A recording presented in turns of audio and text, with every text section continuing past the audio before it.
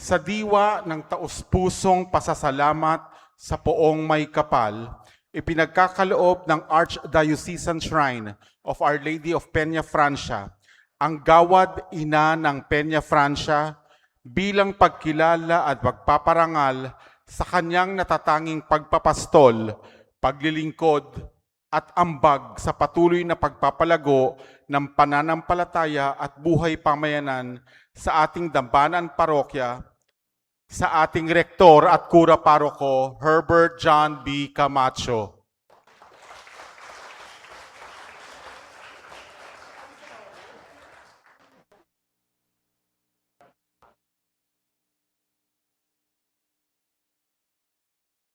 Iginawad ngayong ikalabindima ng Agosto, taon ng Panginoon 2026 sa pagdiriwang ng ika-75 anibersaryo ng pagkakatatag ng dambana at parokya ng Mahal na Birhen ng Peña Francia sa lungsod ng Maynila, Pilipinas. Nilagdaan, Rodel Rosales, PPC President.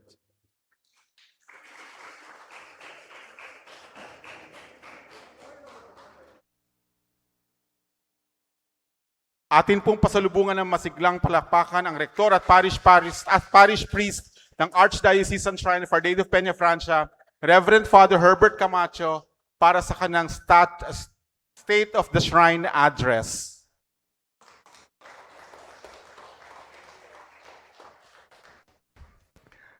Parang gusto niyo na po akong paalisin. Ang mga binibigyan ng award, di ba yung mga umaalis na? Magandang gabi po sa inyong lahat. Sa darating pong Nobyembre ngayong taon ay ika-4 na taon ko na mula na ako'y maitalaga dito sa ating dambana ni Inang Peña Francia. At sa loob ng halos 4 na taon na iyon ay marami na tayong pinagdaanan ng sama-sama at napagtagumpayan. Bago ko po simula ng ating State of the Shrine address para po sa taong ito, nais ko muna kayong batiin ng Happy Parish Foundation Day. Sabi dito, papalakpak. Ang pagdiriwang ng anibersaryo ng pagkakatatag ng ating simbahan ay mayroong espesyal na kahulugan sa taong ito. Ngayong pong taon na to ay isang taon ng yubileo para sa ating dambana at parokya. Ang kasaysayan ng ating parokya ay nagsimula noong 1697 bilang isang bisita o maliit na kapilya upang magsilbing dambana ng ating mahal na patrona, ang Inang Peña, Our Lady of Peña Francia. Taong 1951, ika-11 na Agosto, nang ang maliit na kapilyang ito o bisita ay mismong naging isang parokya. Ayon na rin sa dekrito ni dating Arsobispo ng Maynila, kanyang kabunian Gabriel Reyes. Ngayon po ay ika-75 taong anibersaryo ng pagkakatatag ng ating parokya. 75 taon ng biyaya sa sambayanang naglalakbay kasama si Inang Peña. Sa simbahang Katolika, ang yubileo ay isang espesyal na taon ng pagbabawas ng kasalanan. Sa kasaysayan, ang taon ng yubileo ay kung kailan pinakawawalan o pinalalaya ang mga nakapiit. Pinalalaya ang mga alipin at kinalilimutan ang mga utang bilang pagkilala sa kadakilaan ng Panginoon. Ito ay taon ng pagkakaisa, ng pag-asa, ng katarungan. Taon ng pagpapanibago ng ating pangako na maglingkod sa Panginoon. Ang pinakanatatanging tampok ng bawat taon ng yubileo ay ang pagbubukas ng Porta Sancta o ang banal na pintuan. Kaya sa ika-14 ng Nobyembre, sa ganap na ika-6 ng hapon, bubuksan ng kanyang kabunian ang Arsobispo ng Maynila, Jose Cardinal Vincula, ang ating banal na pintuan bilang hudyat ng pagsisimula ng taon ng yubileo ng ating parokya. Noong nakaraang taon ay inilahad ko ang pananampalataya, pangarap at pag-asa ng ating dambana. Ngayong taon, naway magkakasama natin ipagpapatuloy ang nasimulang paglalakbay ng mga kasama natin mula noon magpasa hanggang ngayon. Sa simula ng ating pagdiriwang ng yubileyo, sabay-sabay po tayong mangangarap. Walang maiiwan. Laging may pagmamahalan at malasakit sa bawat anak ni Inang Peña. Dahil tayo ang simbahan, si Inang Peña ang ating tahanan. At ang Diyos ang dambana ng ating lakas at pananampalataya. Noong nakaraang linggo ay inilunsad natin ang opisyal na logo para sa ating jubilehiyo ngayong taon. Ito ay mula sa malikhaing gawa ng ating kasamahan, si Brother Larry Palma, mula sa Couples for Christ. Ang logo ay ang animahinasyon ng ating mahal na patrona, ang mahal na Birhen ng Peña Francia de Manila, na nakaupo sa isang gintong trono at kalong-kalong ang batang si Jesus na may hawak na bughaw na globo. Ang mag-ina ay may hawak na malaking gintong rosaryo. Makikita rin dito ang 5 hugis ng tao na sumisimbolo sa karaniwang pamilyang Pilipino. May tatay at nanay, may anak, at may lolo at lola. Ang 5 ay patungo sa dambana ni Inang Peña. Mapapansin nakasulat sa gitna at bandang ibaba ang tema ng ating selebrasyon para sa taong ito. 75 taon ng biyaya sa sambayanang sama-samang naglalakbay kasama si Inang Peña. Ang logo po na ito ang makikita natin sa ating live masses, profile pictures, at merchandise items. Marami pong nakahandang mga gawain sa pagdiriwang ng ating taon ng yubileyo. Ang lahat po ng mga ito ay makikita sa talaan sa labas ng simbahan, sa parish office, at sa official Facebook page ng ating parokya. Sa ngalan ng mga parokyano ng Mahal na Birhen ng Peña Francia ng Maynila, inaanayahan po namin kayong samahan kami sa mga nakatakdang gawain. Bukod sa pagdiriwang na ika-75 anibersaryo ng pagkakatatag ng dambana at parokya ni Inang Peña, sa darating na ika-14 ng Marso 2027, ay atin namang ipagdiriwang ang ika-330 kapistahan ni Inang Peña. 330. Sa loob ng 330 taon ay naging saksi ang Mahal na Birhen ng Peña Francia sa napakaraming kwento ng pagpupunyagi at pagdadalamhati, ng kasiyahan at kalungkutan, ng pagkabigo at tagumpay mula sa kanyang mga deboto. Dahil sa katandaan na rin ng ating dambana, minabuti po nating unahin ang pagpapasaayos at pagkukumpuni ng istrukturang nito. At dahil sa tulong ninyong lahat, napaayos natin ang ating bubong at kisame. Ginawa na po nating bakal ang mga biga. Pati po ang kisame ay pinalitan natin ng PVC para hindi po mabubulok o aanayin. Gayun din ang ating sanctuary dome. Mga gawaing bukod sa mahirap, may kamahalan din. Pikit mata, lakas ng loob, kapit sa pananampalataya. Ngunit marami pa pong kailangang ayusin. Kaya't patuloy po tayong lumalapit at kumakatok sa inyong kabutihan. Anumang tulong ay ating lubos na pasasalamatan. Ang isusunod po natin ay na maibalik ang larawan sa ating mga kisame. At proud po akong ina-announce sa inyo ngayon na ito'y sisimulan na sa darating na Lunes. Isa ito sa mga natutuhan ko bilang pastol ng ating dambana. Maraming handang tumulong, maraming gumagawa ng paraan upang ang ating pangarap magkaroon ng katuparan. Dahil ang Diyos hindi nagpapabaya. Lahat ng ito ay nararapat para sa ina at reyna ng Paco, ang Birhen ng Archdiocesan Shrine of Our Lady of Peña Francia. Bukod pa riyan sa mga nabanggit ko na mga anibersaryo, sa darating na Nobyembre, ipagdiriwang naman natin ang ika-40 isang anibersaryo ng canonical coronation ni Inang Peña. Noong nakaraang Nobyembre, sa pagdiriwang ng Tatarin, minabuti ng ating committee na maghandog ng iisang musika, iisang tugtog para sa ating street dancing. Nagpapasalamat tayo sa mga taong tumulong sa atin. Nariyan si Father Carlo Magno Marcelo at si Sir Noel Espinida para sa titik at areglo. Ito ay nilapatan ng boses ng mga piling mga awit mula dito mismo sa ating dambana. Sa darating na Tatarin sa Nobyembre at sa mga susunod pang Tatarin, muli nating maririnig ang tugtog na ito. Ipagpapatuloy po natin ang paglaganap ng debosyon kay Inang Peña. Kaya sa tulong po ninyo, ay patuloy tayong humihingi ng mga kwento ng biyaya at pagpupunyagi kay Inang Peña.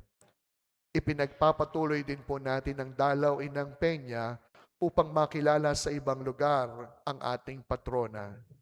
Sa nakalipas na mga taon, si Inang Peña ay nagtungo hindi lamang sa mga parokya ng Karatig Bayan, kundi gayon din sa mga iba't ibang opisina ng pamahalaan. Ang mga nagamit na kapa ni Inang Peña ay ginagamit po natin sa pagmamanto o ang pagpuputong nito sa mga debotong may kahilingan sa Kanya. Nasa plano pa rin po ang pagpapagawa ng isang multimedia museum na maglalaman ng mga memorabilia, larawan, at anumang bagay na may kinalaman sa kasaysayan ni Inang Peña. Tulungan niyo po akong magdasal para sa may sakatuparan ang mga ito. Sa nakalipas na halos 4 na taon, ipinagpatuloy natin hapag ni Inang Peña sa bawat pagkakataon na maaari nating isagawa ito. Marami-raming pamilya na po ang ating natulungan. Nagdadala po tayo ng banal na komunyon sa mga may sakit kada linggo. Sinasabayan po natin ito ng pag-abot ng mga pagkain para sa mga lolo at lolang may karamdaman. Bahagi ito ng ating pagmamalasakit sa mga kapatid natin, lalo na ang mga matatanda at may karamdaman. Pinagtibay din po natin ang ating children's ministry. Mayroon po tayong children's mass tuwing first Sunday at third Sunday ng bawat buwan. Never underestimate our children's ministry. Many see it as simple, ika nga, pangbata lang, or something less important in the church. But the truth is this: children's ministry is frontline kingdom work.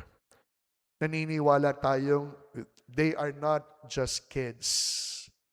They are our future pastors, worship leaders, missionaries, disciples, prayer warriors, and world changers for God's kingdom.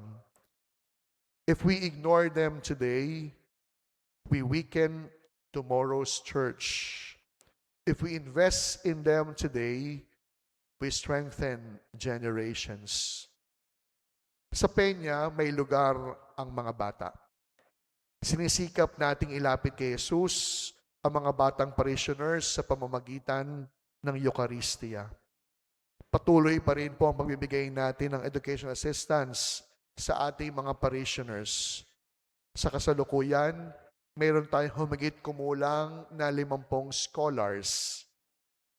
Layunin nito na mabawasan ang suliranin ng mga kabataan, maging ang kanilang mga magulang sa mga gastusin sa pagpapaaral.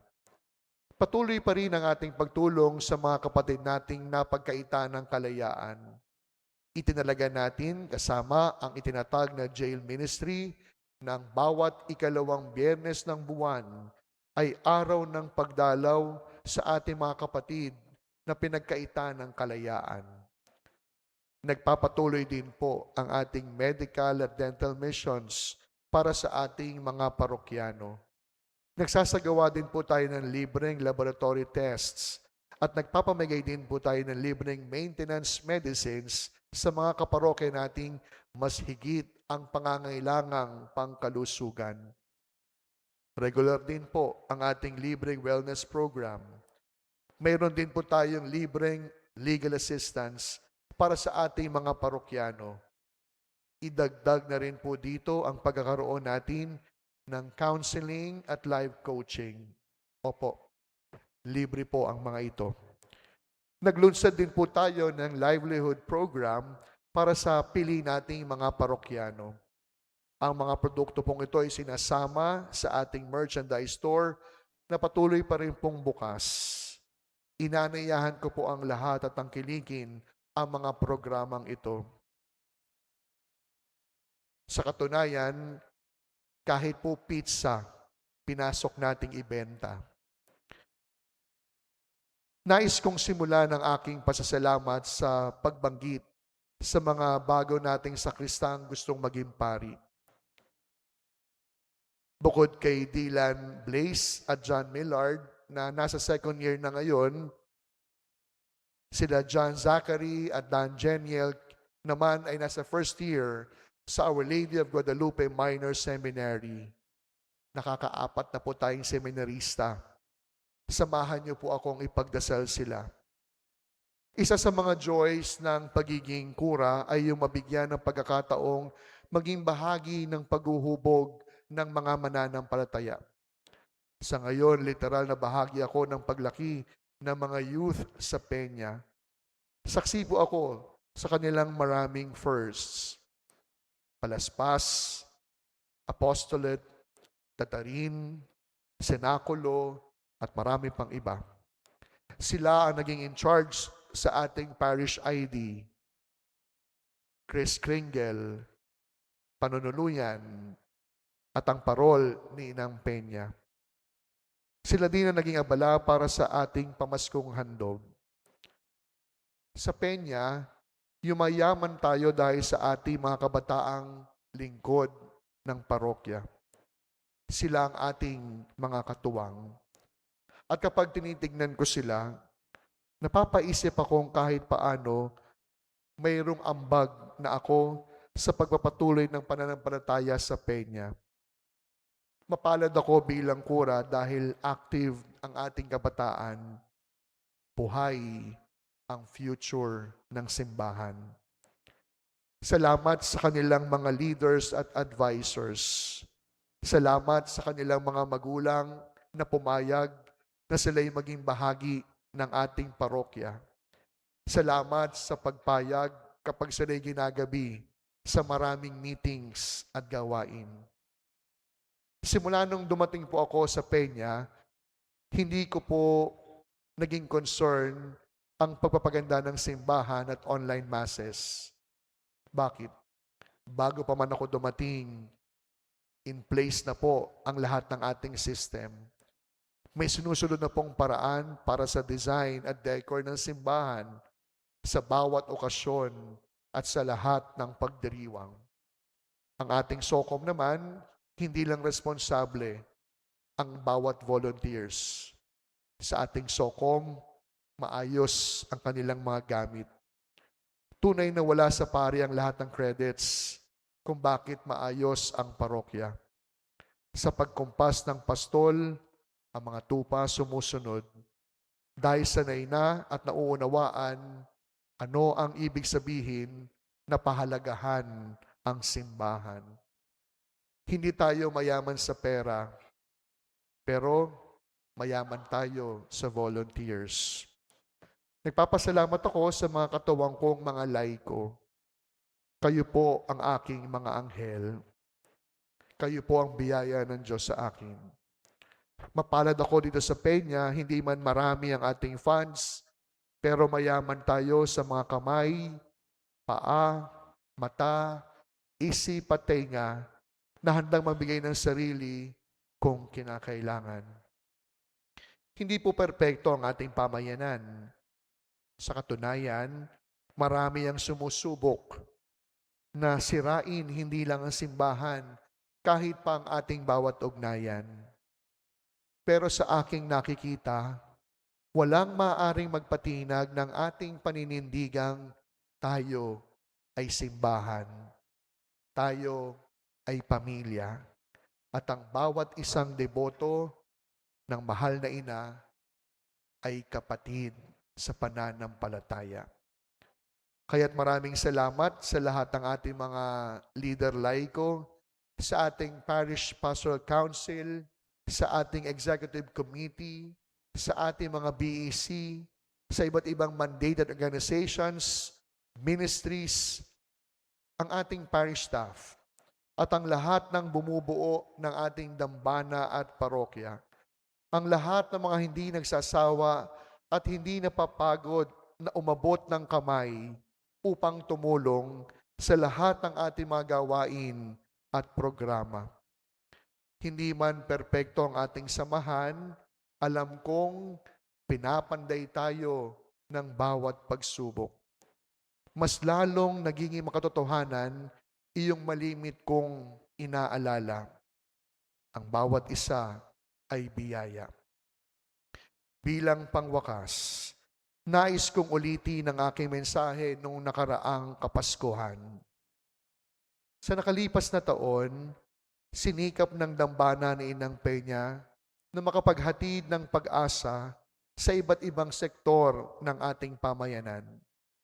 Mga pamilyang kinakapos, mga kabataang hindi nakapag-aaral, mga kapatid nating pinagkaitan ng kalayaan.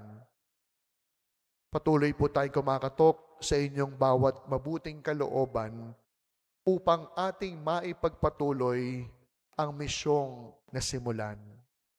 Anumang maliit o malaki, anumang mahal o simple, ang inyong bawat handog ay makapagdudulot ng pag-asa. Mga minamahal ko, mga kalingkod at parishioners, kayo ang lakas ko. Maraming salamat po sa inyo. Hindi lang naging madali ang aking pagpapastol, naging magaan din sa tulong ng mga paring kasama, sa tulong ng inyong presensya. Lagi niyong tatandaan, mahal ko po kayo. Masarap maging kura sa Peña.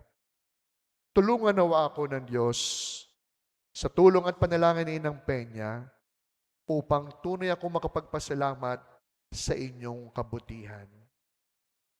Ako po si Herbert, ang inyong rektor at kura paroko. Happy 75th anniversary. Happy Jubilee Year. Maraming salamat po.